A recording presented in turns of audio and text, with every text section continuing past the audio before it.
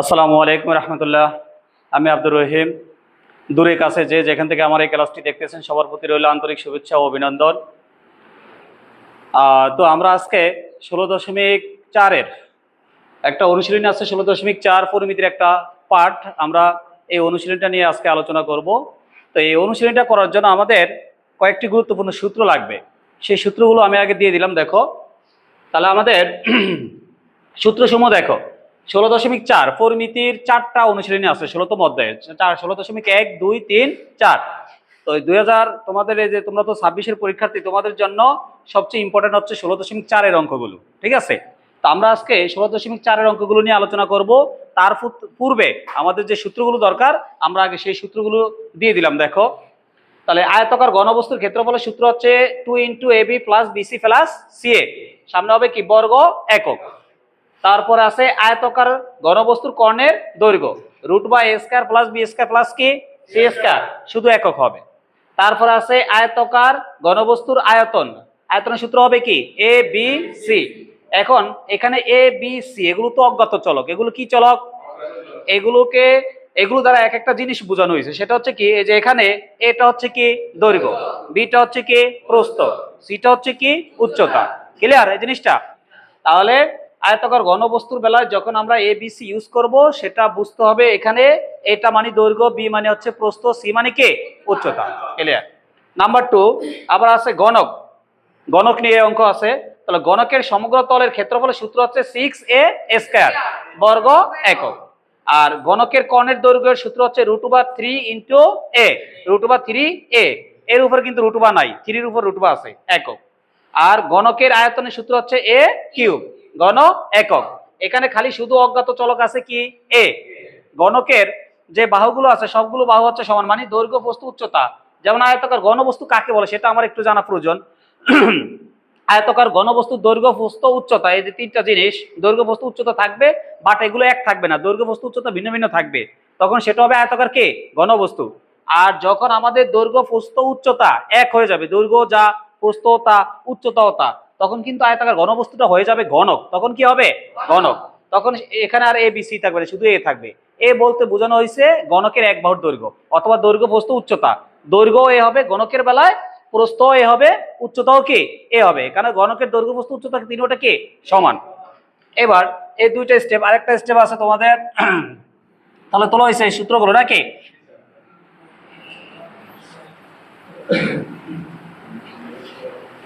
আরো কয়েকটা সূত্র হচ্ছে, সেটা হচ্ছে বেলনের বেলায়, সিলিন্ডার বা বেলনের। তাহলে আমাদের এখানে কয়টা সূত্র লিখলাম? 6টা। 7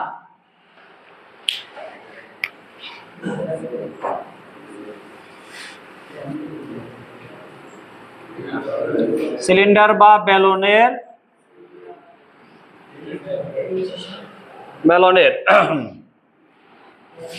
ক্ষেত্রফল।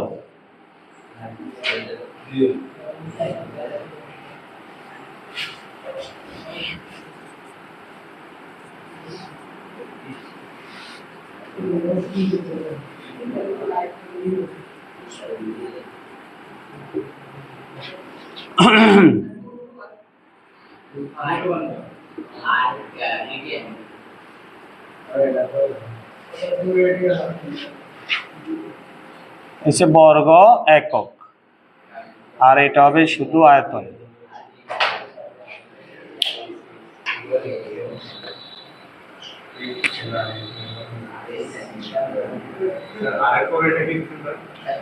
টু পাই আর এইচ, এটা হচ্ছে এইচ। তোলো।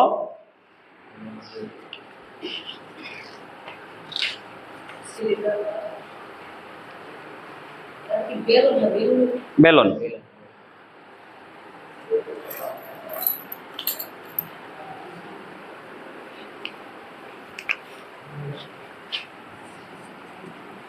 সিলিন্ডার বা বেলনের সমগ্র তলের ক্ষেত্রফল।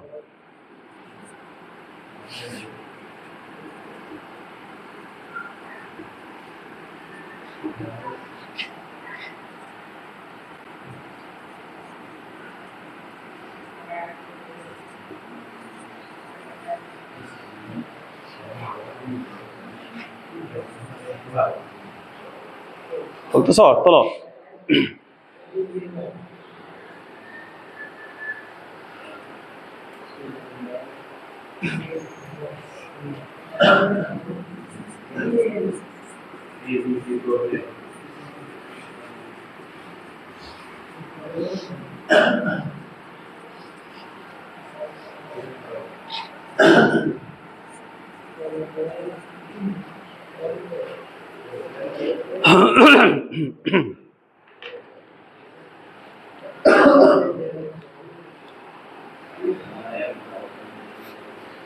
তোলা হয়েছে? তাড়াতাড়ি তোলো।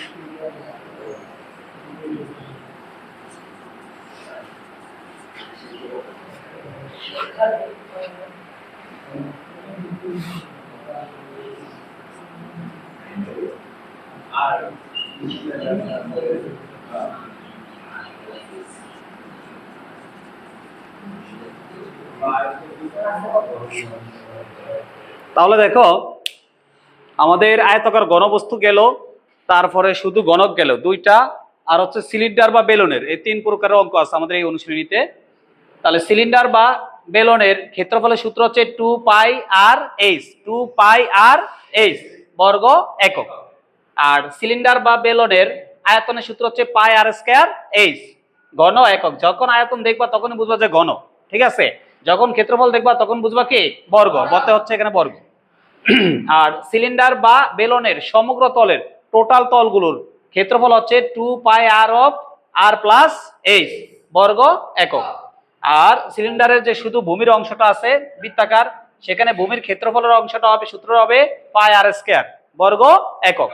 এখন এখানে আমাদের অজ্ঞাত চলক আছে আর এইচ, আর কি আছে পাই আর এইচ, এই তিনটা জিনিস আছে। তো এখানে আরটা হচ্ছে বৃত্তের কি ব্যাসার্ধ, আরটা কি বৃত্তের ব্যাসার্ধ, আর এইচটা হচ্ছে কি উচ্চতা, আর পাই একটা ধ্রুবক সংখ্যা, এটার মান হচ্ছে 3.1416। ক্লিয়ার? আচ্ছা তোলো তাড়াতাড়ি। তোলা হয়েছে তোমাদের? তাহলে আমাদের 16.4 জন্য যে সূত্রগুলো লাগবে আমরা এটা দিয়ে দিলাম, ঠিক আছে? দেখো তাহলে আমরা এখানে যে অঙ্কটা আজকে করব সেটা হচ্ছে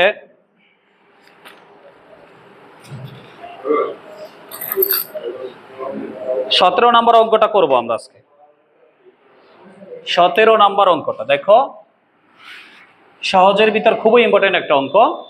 তো এখানে অঙ্কটাতে ছিল তোমার, দেখো একটি লোহার পাইপের ভিতরের ও বাইরের ব্যাস যথাক্রমে 12 সেন্টিমিটার ও 14 সেন্টিমিটার। তাহলে লিখবা দেওয়া আছে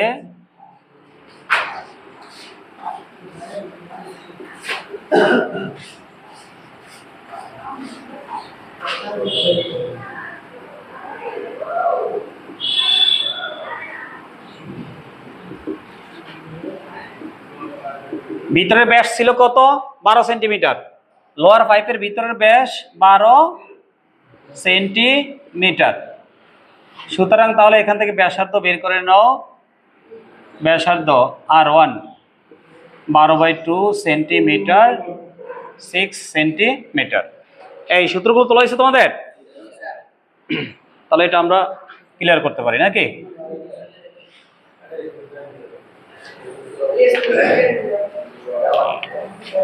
আবার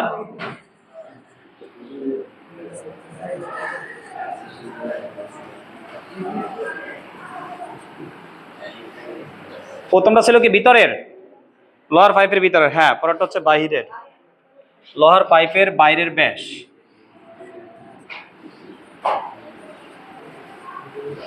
ব্যাস ছিল 14 সেন্টিমিটার, সুতরাং ব্যাসার্ধ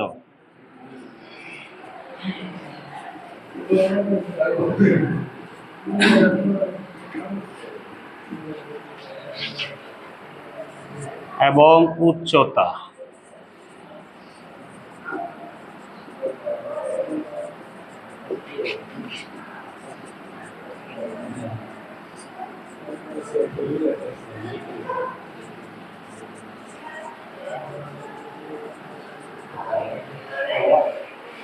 দেখো আমাদের অঙ্কটা ছিল একটি লোহার পাইপের ভিতরে এবং বাইরের ব্যাস যথাক্রমে 12 সেন্টিমিটার ও 14 সেন্টিমিটার। একটি লোহার পাইপের ভিতরে এবং বাইরের ব্যাস যথাক্রমে কত কত 12 সেন্টিমিটার ও, তাহলে আমাদের দেওয়া আছে লোহার পাইপের ভিতরের ব্যাস 12 সেন্টিমিটার ছিল। আমরা জানি যখন অঙ্ক করব আমাদের আর দরকার, পাই দরকার, এইচ দরকার, ঠিক আছে। তো আমাদের ব্যাসের 2 দিয়ে ভাগ করলে কি পাওয়া যায়? ব্যাসার্ধ। ব্যাসের 2 দিয়ে ভাগ করলে কি পাওয়া যায়? কিন্তু আমাদের এখান থেকে ব্যাসার্ধ বের করে নিতে হবে। তাহলে এখানে আমি সুতরাং দিয়ে ব্যাসার্ধ লিখলাম, যেহেতু আমার এখানে 2টা ব্যাসার্ধ পাওয়া যাবে এই জন্য এটারে R1 দ্বারা প্রকাশ করলাম। তাহলে R1 ইকুয়াল এই ব্যাসের আমি কয় দিয়ে ভাগ করব? 2 দিয়ে। তাহলে 12/2 আর এই সেন্টিমিটার, 12/2 দিয়ে ভাগ করলে কত হবে? 6 সেন্টিমিটার লিখে দিলাম। ক্লিয়ার? আবার লোহার পাইপের বাইরের ব্যাস ছিল 14 সেন্টিমিটার। কত সেন্টিমিটার? তাহলে আমাদের ব্যাসার্ধ বের করে নিতে হবে। তাহলে ব্যাসার্ধ আমরা জানি ব্যাসার্ধকে কি দিয়ে প্রকাশ করে? আর দ্বারা। যেহেতু এখানে 2টা ব্যাসার্ধ, প্রথমটা R1 ইউজ করলাম, এবার R2 ইউজ করব। তাহলে এই ব্যাসের 2 দিয়ে ভাগ করব। ব্যাস আছে কত? 14, ভাগ করব 2, 14 2 দিয়ে ভাগ করলে কত? 7 সেন্টিমিটার। আর যে লোহার পাইপটা ছিল, পাইপটার উচ্চতা ছিল 5 মিটার। কয় মিটার? 5 মিটার। এবং দিয়ে উচ্চতাকে h দ্বারা প্রকাশ করা হয়। উচ্চতা h ইকুয়াল কে 5 মিটার।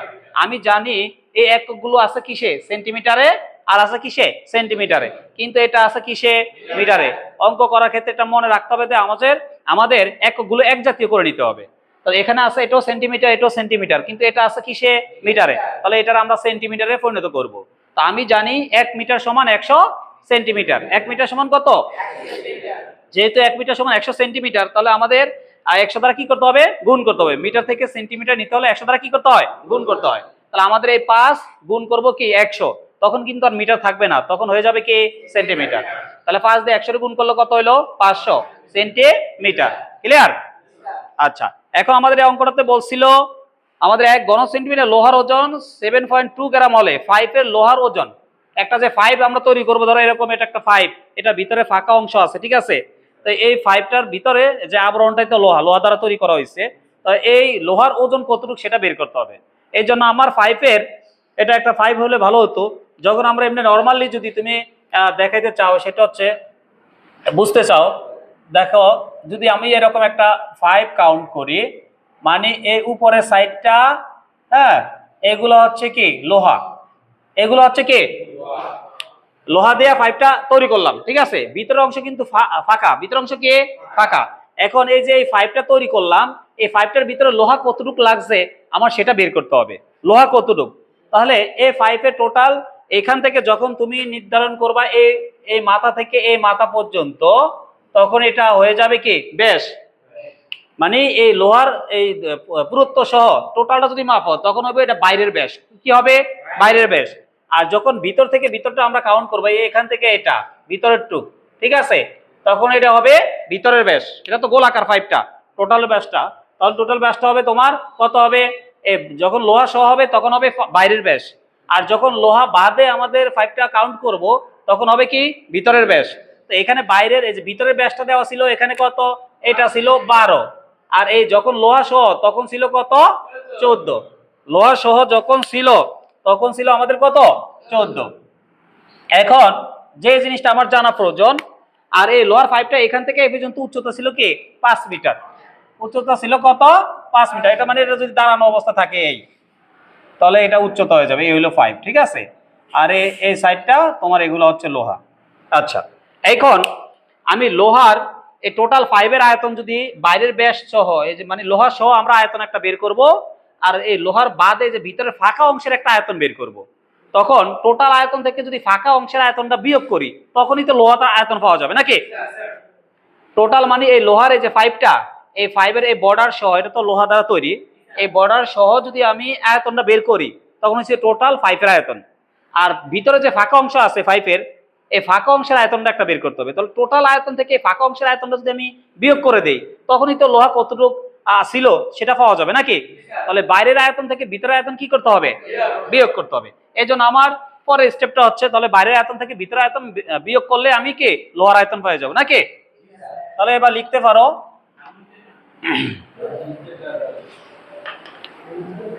তো লইছে না এটা? হ্যাঁ, আচ্ছা তাহলে এবার আমাদের লোহার আয়তনটা, সুতরাং লোহার আয়তন 5 এ লোহার আয়তন সুন্দর করে লিখো। তাহলে 5 এ লোহার আয়তন, 5 এ লোহার আয়তন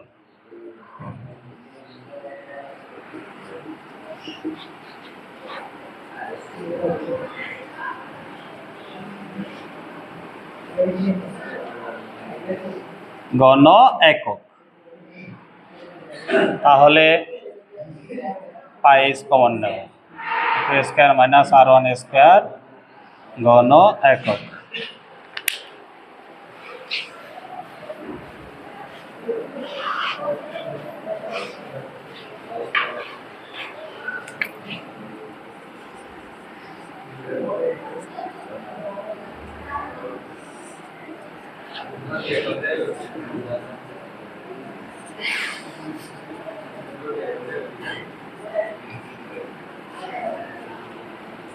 এবার সবগুলো গুণ করে দাও একসাথে। দেখো 5 এর লোহার আয়তন, বাইরের ব্যাসার্ধ ছিল আমার কে r2, বাইরের ব্যাসার্ধ ছিল কে? আমি জানি লোহার 5 এর আয়তন বা বেলুনের বা সিলিন্ডারের যে সূত্রটা ছিল সেটা ছিল কে পাই আর স্কয়ার কে এইচ। লোহার ওই যে সিলিন্ডার বা বেলুনের, এখানে 5টা মূলত বেলুনের মতো, ঠিক আছে? তাহলে সেটা আয়তন ছিল কি পাই আর স্কয়ার এইচ। যেহেতু বাইরের ব্যাসার্ধ কত ধরছে r2, বাইরের ব্যাসার্ধ কি r2, তাহলে এখানে হইব পাই r2 স্কয়ার এইচ। এটা হচ্ছে বাইরের আয়তন, এটা কার আয়তন? আর ভিতরের আয়তন হবে পাই r1 স্কয়ার কে এইচ। তাহলে বাইরের আয়তন থেকে এই ভিতরের আয়তনটা কি করতে হবে? বিয়োগ। বিয়োগ করলে আমরা কার আয়তন পাবো? লোহার আয়তন, যেটা বুঝাইছিলাম যে টোটাল এই তোমার লোহার পুরুত্ব সহ যখন আমরা আয়তনটা বের করব সেটা হচ্ছে কি বাইরের আয়তন, আর ফাঁকা অংশের যে আয়তনটা বের করব সেটা হচ্ছে কি ভিতরের আয়তন। তাহলে বাইরের আয়তন থেকে যদি আমি ভিতরের আয়তনটা বিয়োগ করি তখনই আমি লোহার আয়তন পাবো, মানে লোহা কতটুকু ছিল নাকি? তাহলে এই জন্য আমি যে কাজটা করছি পাই r2 স্কয়ার এইচ মাইনাস কি পাই r1 স্কয়ার এইচ। এবার এটা আমরা যে কাজটা করব সেটা হচ্ছে দেখো পাই এইচ এখানেও আছে, পাই এইচ এখানেও আছে, আমরা পাই এইচ আগে কি কমন দিয়ে নিলাম। তাহলে পাই এইচ চলে গেল, বাকি আছে কি r2 স্কয়ার নাকি? তাহলে r2 স্কয়ার দিয়ে দিলাম, তারপরে মাইনাসের এই মাইনাসের কি মাইনাস, তাহলে পাই এইচ চলে গেল, আর তাহলে r1 কি হবে স্কয়ার, সামনে হবে ঘন একক। এখন যখন আমি মান বসাইছি এখানে দেখো মান বসাইছি তখন এখানে ঘন, তখন এখানে চেঞ্জ হবে, এখানে আর ঘন একক লিখবে না, তখন এককের জায়গায় আমরা এককটা যেটা ছিল সেটা লিখতে হবে। তখন এখানে লিখতে হবে ঘন সেন্টিমিটার। কি হবে এবার? এই জিনিসটা তোমরা মনে ক্লিয়ার বুঝো নাই, সেটা হচ্ছে আমরা তো এখন সূত্র লিখছি, তবে এখানে লিখতে হবে ঘন একক। এই এককটা কি এখানে লেখা যাবে না, যখন আমরা মান ইনপুট করব মান বসাবো তখন ঘন তো ঠিকই থাকবে, এককটা ছিল অঙ্কতে কিসে সেন্টিমিটারে, এই জন্য এককের জায়গায় হয়ে যাবে তখন সেন্টিমিটার। ক্লিয়ার? এবার এই জিনিসটা পায়ের মান 3.1416, আর যখন এটা দুইটা মান বসাবো তখন এই দুটা তো গুণ অবস্থা ছিল, গুণ চিহ্ন ইউজ করব। এইচ এর মান হচ্ছে কত 500, এই ব্র্যাকেটে ব্র্যাকেট 7 এর উপরে স্কয়ার দিলে, এখানে তো আমি মান বসাইছি r2 এর মান ছিল কি 7, উপরে স্কয়ারের স্কয়ার মাইনাসের মাইনাস, r1 এর মান ছিল কত 6, স্কয়ারের স্কয়ার, মানে এখানে আমি মান বসাতে পারতাম কিন্তু অঙ্কটা বড় হয়ে যাবে দেখা আমি এখানে পাইস রাখলাম, এই দুইটা খালি মান বসিয়ে দিলাম। r2 এর মান হচ্ছে কি 7, উপরে স্কয়ারের স্কয়ার মাইনাসের মাইনাস, r1 এর মান হচ্ছে 6, উপরে স্কয়ারের স্কয়ার, আর ঘন সেন্টিমিটার লিখলাম।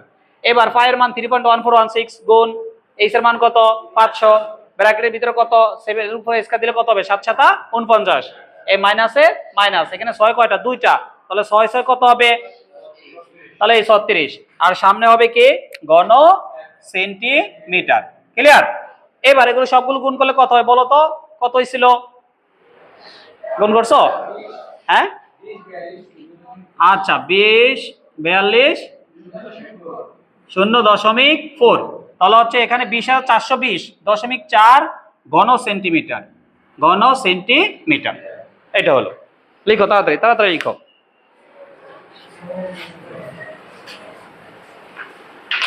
পরের অংশটা তোমরা করবা, তাহলে সুতরাং 1 ঘন সেন্টিমিটার,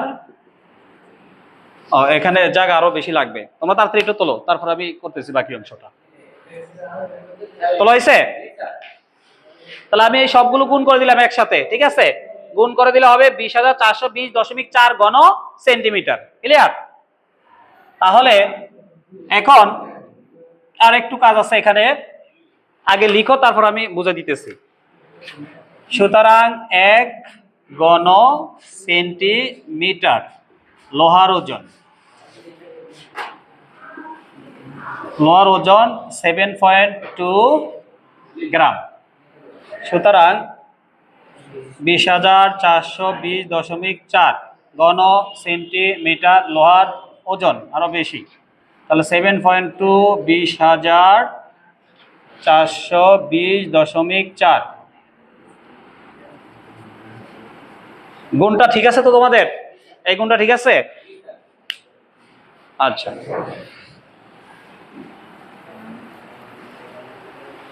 এবার গুণ করো তো কত হয়।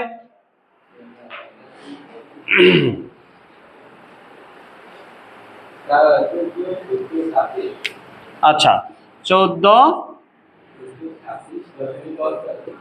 কত 88, আর কিছু নাই? আচ্ছা, ধন্যবাদ। গ্রাম।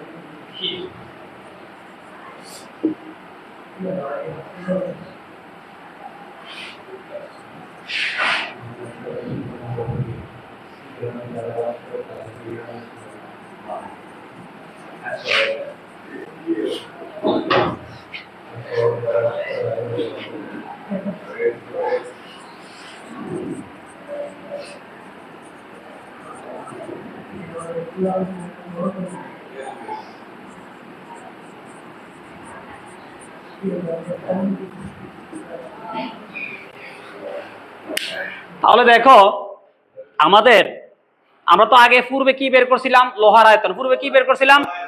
এখন লোহার আয়তন কতটুকু এখানে বলা হয়েছে, উদ্দীপক প্রশ্নটাতে দেওয়া ছিল যে 1 ঘন সেন্টিমিটার লোহার ওজন 7.2 গ্রাম। 1 ঘন সেন্টিমিটার লোহার ওজন কত? 1 ঘন সেন্টিমিটার লোহার ওজন 7.2 গ্রাম। তাহলে আমি লিখছি দেখো, 1 ঘন সেন্টিমিটার লোহার ওজন 7.2 গ্রাম। আমরা লোহার আয়তনটা পাইছিলাম কত? এই যে লোহার আয়তন, এই জিনিসটা পাইছিলাম আমরা। লোহার আয়তন পাইছিলাম কত? এটা 20,420 কত 4 ঘন সেন্টিমিটার। তাহলে আমাদের 1 ঘন সেন্টিমিটার লোহার ওজন উদ্দীপকে দেওয়া আছে 7.2 গ্রাম। তাহলে আমার এখানে এটা পরিমাণ বের করতে হবে যে 20,420.4 ঘন সেন্টিমিটার লোহার ওজন। আরো বাড়বে না কমবে? বেশি হবে না কমবে? বেশি হবে। বেশি হলে 7.2 এর সাথে এটা কি হবে? গুণ, তখন হলো গ্রাম। তাহলে এই দুইটা যদি আমি গুণ করি তখন হবে আমাদের কত? 1,47,026.88 কে গ্রাম। আমি জানি ওজনের একক কি? কেজি, এই জন্য কেজিতে নিতে হবে। আর কেজি কত গ্রামে 1 কেজি? 1000 গ্রামে হচ্ছে 1 কেজি। গ্রাম হচ্ছে ছোট, কেজি হচ্ছে বড়। যখন আমরা ছোট থেকে বড়র দিকে যাব তখন করতে হবে ভাগ। তখন কি করতে হবে? ভাগ। আমি জানি 1 কেজি সমান কত? 1000 গ্রাম। যেহেতু আমি গ্রাম থেকে কেজিতে পরিণত করব, এই জন্য আমরা 1000 দ্বারা কি করব? ভাগ করব। আর যখনই আমি 1000 দ্বারা ভাগ করব তখন সামনে আর গ্রাম থাকবে না, তখন কিসে পরিণত হলো? এই জন্য এখানে কেজি লিখবো। তাহলে 1000 দ্বারা ভাগ করলে আমাদের এই জিনিসটা চলে আসবে, ঠিক আছে? এখন আমি দেখছি 147 দশমিক সামথিং, সামান্য কিছু বেশি। তাহলে আমরা পূর্ণ সংখ্যাটা নিয়ে নিলাম 147 কেজি, তখন সামনে লিখতে হবে কি? প্রায়। তাহলে আমাদের এখানে বের করতে বলছে লোহাতে পাইপের ওজন কতটুক, নাকি পাইপের লোহার ওজন কতটুক। এই জন্য আমি লিখলাম পাইপের লোহার ওজন 147 কেজি প্রায়। এই তো। তো এই 16.4-এ আরো গুরুত্বপূর্ণ কয়েকটা অঙ্ক আছে। তার ভিতরে আজকে যেটা করালাম এটা খুবই গুরুত্বপূর্ণ, সহজের ভিতরে খুবই গুরুত্বপূর্ণ, বলার বাইরে। তোমরা একাধিক চেষ্টা করবে, একাধিকবার। হ্যাঁ, এটা আসার মতো একটা অঙ্ক, বিভিন্ন বোর্ডেও আসছে অনেকবার। হ্যাঁ, তো আমরা সামনের ক্লাসে 16.4-এর আরো গুরুত্বপূর্ণ অঙ্ক নিয়ে আলোচনা করব। আর তোমরা যে কাজটা করবা, যাতে এই ক্লাসটি সবাই দেখতে পারে, এই জন্য তোমরা যারা অ্যান্ড্রয়েড সেট ইউজ করো তোমরা লাইক, কমেন্ট, শেয়ার দিয়ে দিবা। আর আমার একটা ইউটিউব চ্যানেল আছে, সেটা চ্যানেলের নাম লেখা আছে ম্যাথ রহিম ভোলা। ইউটিউব চ্যানেলের নামটা হচ্ছে ম্যাথ রহিম ভোলা। হ্যাঁ, তোমরা ইচ্ছা করলে ম্যাথ রহিম ভোলা ইউটিউবে ঢুকে সার্চ দিয়ে আমার এখানে নবম দশম শ্রেণীর কমপক্ষে 30-40টা ক্লাস পাবা। তাহলে সেটা তোমরা দেখতে পারবা, আর সেটা দেখার সময় তোমরা একটা কাজ করবে, সেটা সাবস্ক্রাইব করে দিবা যাতে বাকিরাও দেখে, ঠিক আছে? তাহলে তাদের যদি উপকার হয় তোমরাও উপকৃত হইলা, ঠিক আছে? তো আমাদের একটাই টার্গেট, আমরা এটা বাংলাদেশের সব আনাচে কানাচে পৌঁছে দিব, যাতে কোমলমতি শিক্ষার্থীরা তাদের বাবা মার অ্যান্ড্রয়েড সেটও ইউজ করে আমাদের এই অঙ্কগুলো কি করতে পারে, তাদের যাতে একটু হেল্প হয়। আর তাদের যদি একটু হেল্প হয়, এটাই আমার এই ক্লাস করার সফলতা। তো আমরা এই কাজটা করব। তো ঠিক আছে, আজকে এই পর্যন্ত। তোমরা ভালো থেকো। আল্লাহ হাফেজ।